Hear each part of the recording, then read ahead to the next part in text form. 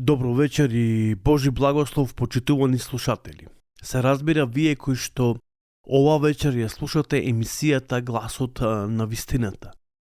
Навистина сакам да ви посакам Бог да ве благослови, изобилно да ве благослови.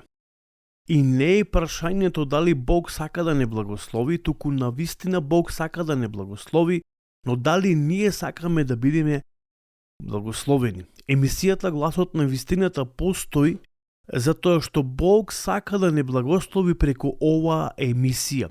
Се разбира, првенствено емисијата служи за славата на нашиот Господ и Спасител, но исто така за наша изградба или доизградба на нашата вера во живиот Бог.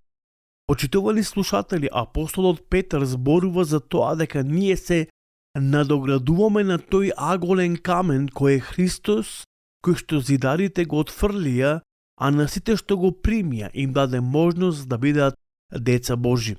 Библијата зборува дека со тоа што ние ќе го прифатиме Исус, началникот на животот, за наш Господ и Спасител, Бог ни ја дава таа можност и таа прилика, и таа е единствената опција за секого еден од нас, со тоа што, прифаќајќи го Исус за свој Господ и Спасител, ние си обезбедуваме живеалиште на небото, од онаа место од каде што се разбира го очекуваме и нашиот Господ и Спасител. Тука сме, затоа и постоиме. Затоа постои емисијата Гласот на вистината, која што се емитува еднаш неделно, но во текот на целата недела вие кога и да сакате на YouTube канало можете да слушате емисијата Гласот на вистината и да се поучувате, изобличувате и ја разберете волјата Божја за вашиот живот. Потоа да откриете кој е Бог и што е Бог и што треба да знаеме на вистина за Господа. Ова е доста интересно прашање. Прашање кое што можеби многу често пати се дискутира, се отвора тема кој е Бог и што е Бог и кој е вистинскиот Бог. Затоа што навистина ова е доста интересантно прашање кога зборуваме за тоа кој е Бог. Кој е вистинскиот Бог? Библијата зборува многу јасно и гласно кој е вистинскиот Бог и што е вистинскиот Бог. А во минатата богослужба, поточно се извинувам емисија, имавме можност да слушниме кој е Бог и зошто Бог е поразличен од нас. Зборуваме за неговиот идеален и совршен карактер. Зборуваме за неговите атрибути. Видовме и сметам дека рачистивме за тоа дека Бог не е како нас. Иако е Бог, поточно човекот создаден според Божи образ, но Бог не е како нас. Бог е многу поразличен од нас. И тоа во секоја смисла и од секој агол. Бог е поразличен од сите нас. Иако Библијата зборува дека Бог сака да налекуваме на Него, но сепак Бог е поразличен од нас. Затоа што едноставно видовме во минатата емисија дека Бог е дух. И оние кои што му се клајнат, треба да му се клајнат во дух и вистина. Затоа ни зборува целата Библија дека Бог е дух. Почитувани слушатели, кога ќе го читаме Стариот Завет, има такви изворени текстови настани кои ни се запишани во Стариот Завет. Еве да дадам еден пример како Мојсе сакаше да го види лицето Божјо. Всушност Мојсе сакаше да го види Бога лице в лице. Иако Библијата ни зборува, ни дава во знаење дека Мојсей и Бог разговарале лице в лице. Но од друга страна Господ му вика на Мојсе, ако го видиш лицето мое, нема да останеш жив.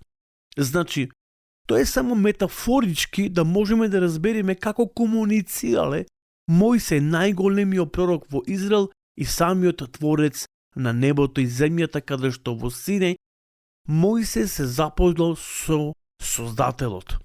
Почитувани слушатели, тој е дух. Библијата дури го опишува дека Бог е огон кој не изгорува. И затоа треба да внимаваме кога зборуваме за Бог. Денеска на многу различен начин луѓето го размислуваат Господа. И ова е, како што кажав, едно многу широко и длабоко прашање кој е Бог и каков е Бог и во што е тој поразличен од нас. Дефинитивно знам дека сите луѓе се согласуваат на тоа дека Бог не е како нас и дека Бог е многу поразличен од нас.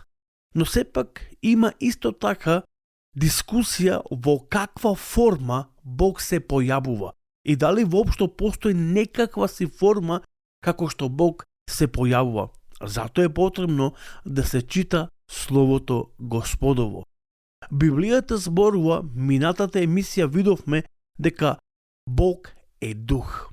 И без разлика на тоа дека тој е дух, сепак видовме дека тој не само што е дух, туку творец, содржител и владар на се што постои и дека од него доаѓа целовкупно добро. Почитувани слушатели, потоа видовме дека Бог е дух, но исто така подразбира дека тој е безтелесно суштество. Значи Бог нема тело, способен за разбирање, чувствување и воља од највисок степен. А па кога велиме дека е совршен дух, исповедаме дека во неговата личност се собрани во најголема можна мера сите добри, се разбира, својства. Значи сите добри својства во најголема мера. Видовме дека Бог не разбира и Бог има чувство. Почитувани слушатели, Бог не е безчувствителен. Можеби понекогаш се прашуваме од каде нели се појавува таа чувствителност во нас. Затоа што Бог е чувствителен и тој е нашиот креатор. Тој не создал како такви да бидеме чувствителни. Можеби не сега некој повеќе, некој помалку, но сепак ние сме креирани, создадени да чувствуваме. Ние сите имаме емоции. И видовме како Исус беше натажен. Потоа видовме како беше потресен и просолзи. Тоа не е запишано во Евангелието на Јован 11 глава. Видовме зошто Исус беше натажен, видовме зошто беше потресен и видовме за кого всушност просолзи. Кога зборуваме за Бог, мораме да разбереме и друга работа. Всушност, сега ќе зборуваме ова вечер за вториот чекор. Покрај тоа што видовме дека Бог е дух, тој исто така е вечен. Бог не е ограничен. Тој нема временска рамка. Тој е надвор од времето и просторот. За него 1000 години се како еден ден и еден ден како 1000 години. Затоа сепак ни зборува апостолот Петар во неговото писмо и сака да ни даде во знаење дека Бог е вечен. Всушност, Бог постои од вечноста и од него произлегува вечноста. Се случува да се постави прашање кој е постар? Вечноста или Бог? Но Библијата зборува дека вечноста произлегува поточно од Бог и самиот Бог е вечност. Еве ќе отвориме во Псалом 92 и еве што таму ни зборува по прашање на тоа дека Бог е вечен. Дури уште пред да се појават горите и пред созданијата на земјата и на вселената, од секогаш и за секогаш ти си Бог или ти си постоел, ти си вечен. Бог е вечен уште пред да биде создадено сепак небото, земјата, сонцето, звездите. Зашто и да напомениме, затоа во минатата емисија напоменав дека Бог постои од секогаш и дека Бог е оној кој ствара, оној кој создава, оној кој прави од ништо прави нешто и дека него никој не го создаде. Бог е вечен и тој постои од вечноста.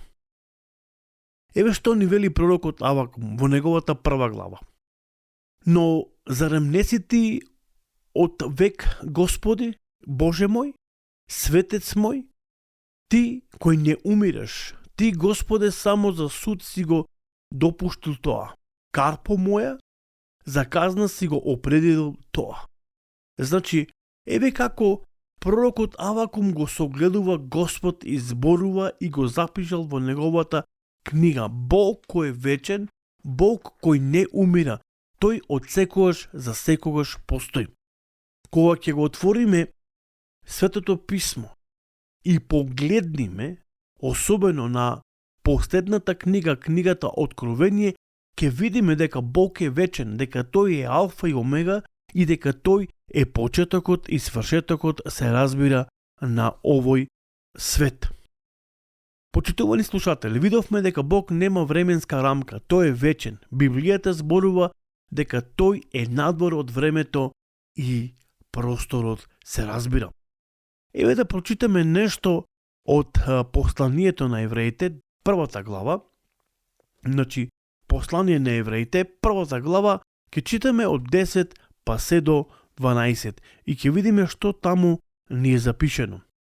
И пак во почетокот ти, Господе, си ја основал земјата и небесата, дело на твоите раци. Тие ќе загинат, ти остануваш си за секогаш. Ќе изветредат како облека, но ти остануваш. Ќе ги свитраш како метка, како облекло, но ќе бидат пореметени, но ти секогаш си ист и твоите години нема да свршат. Замисли си, неговите години никогаш нема да свршат. Бог останува ист, непроменет. И затоа реков дека тој е надвор од времето. Тој е надвор од просторот. Еве да отвориме, например, да кажеме исто така во делата на апостолите и да видиме што таму ни е запишано. Вели, го убивте зачетокот на животот, кога Бог го воскресна од мртвите, за кои ние сме сведоци. Видовме дека всушност Библијата многу јасно и гласно зборува дека Исус Христос, Синот Божи, тој е зачетокот на животот вечен, дека во него се крие животот вечен и дека тој е сепак живот вечен. Тука е разликата меѓу нас, почитувани слушатели, и меѓу Бог. Ние имаме временска рамка, но Бог е вечен и безсмртен. Но човекот не е вечен. Разликата помеѓу Бог и човекот е тоа што Бог е вечен, а човекот е ограничен и има ограничена, се разбира, рамка. Кога ќе погледнеме кој најмногу живел на овој свет, живел Матусал 969 години, а потоа умрел.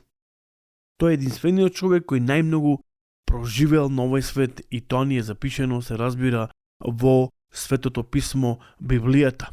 Но сепак Бог е неограничен. Тој не живее 1000 години, тој е секогаш жив.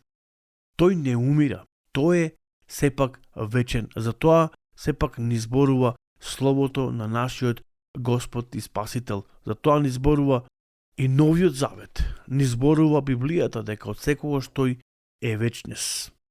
Кога се употребува зборот вечност, мислиме дека Божјата природа нема почеток ниту крај.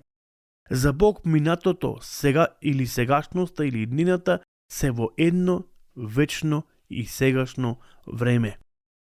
Затоа тој е секогаш ист, надвор од времето, и тој е вечен. Библијата зборува дека тој е вечен. Бог бил секогаш ист во минатото, во сегашноста и во иднината. Тој е вечен. Библијата исто така зборува на неколку места каде што самиот Исус зборува дека тој е животот, дека од него потекнува животот и дека од него потекнува вечноста. На едно место, поточно на многу повеќе места, можеме да видиме во Библијата, особено во Евангелието на Јован, каде што Исус зборува дека секој кој верува во него има живот вечен. И тој самиот зборува дека Бог е вечен. Всушност сака да каже дека во него се крие вечноста. Значи, оваа служба можевме да видиме покрај тоа што Бог е дух, тој е вечен. Тој секогаш постоел и ќе постои за веки веков. Амин. Пријатна вечер, Господ со вас, почитувани слушатели, и Господ навистина нека ве благослови. Ако сакаме да имаме живот вечен, мораме да веруваме од оној кој произлегува вечноста. Бог е изворот на вечноста. Читајте ја 16 глава од книгата книгата Постанок и ќе видите таму што е запишано, дека Бог е Ел Рој и дека од него произлегува, се разбира, вечноста. Пријатна вечер и Господ со вас нека биде. Поздрав!